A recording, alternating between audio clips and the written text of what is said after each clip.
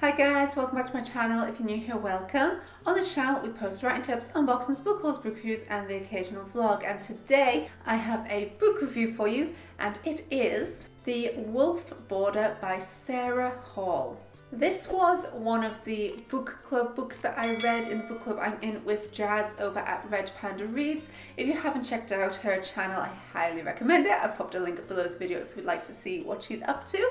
But it was a book club book, so it's not a book I would normally pick up myself. And what it is basically about is a biologist who studies wolves, reintroducing them to a park in England in a controlled environment funded by a lord, an old-time lord with a mansion who owns loads of land and uses some of it to make a wolf sanctuary. This one I actually read on Kindle, so I don't actually have the blurb.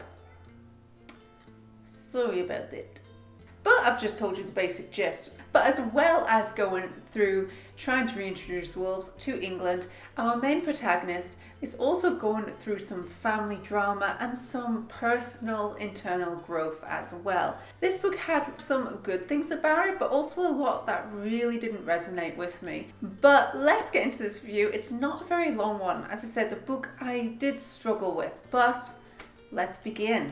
First issue I had was at the beginning of the book. So at the beginning, we're doing a prologue of our protagonist when she is younger. Now, they're at the zoo and she describes her mother, Binny, but talking a lot about her breast. She's a very well-endowed lady. However, what I struggled with was, if this is a prologue from a young girl's point of view, it says she can't read it because she's not yet in school. So this is a child who's young enough to not be in school, and yet they're describing their mum through their breasts. But then I couldn't really tell if this was supposed to be the adult protagonist informing us, but everything else in it happens in real time. So I kind of just struggled with whose point of view we're trying to go from here. There was a quote I absolutely loved, which was, "People here don't care about the countryside in any deep way," she says. "They just want nice walks, nice views, and a tea room."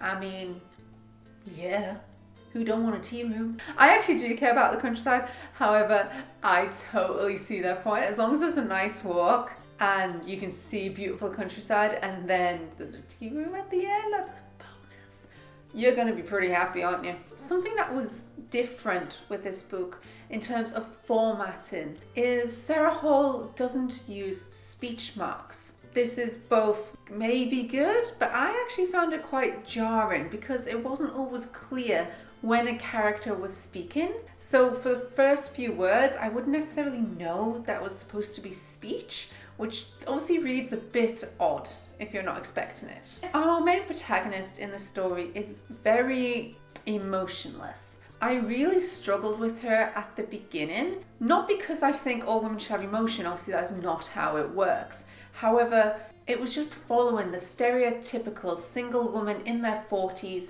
who's really independent and therefore an emotionless bitch. Just because you're single at 40 and very independent does not mean you have to be emotionless. You can be married at 18 and be emotionless. You can be fully independent and in your 60s and have loads of colourful emotion. It's not a predetermined thing or reason that you are the way you are, but it is a trope for me now. So I'm not complaining about it. The story is about their internal growth throughout and they do develop to be more likable in the end. It's just a trope I've seen a lot of, so it's not what I would generally want to read about.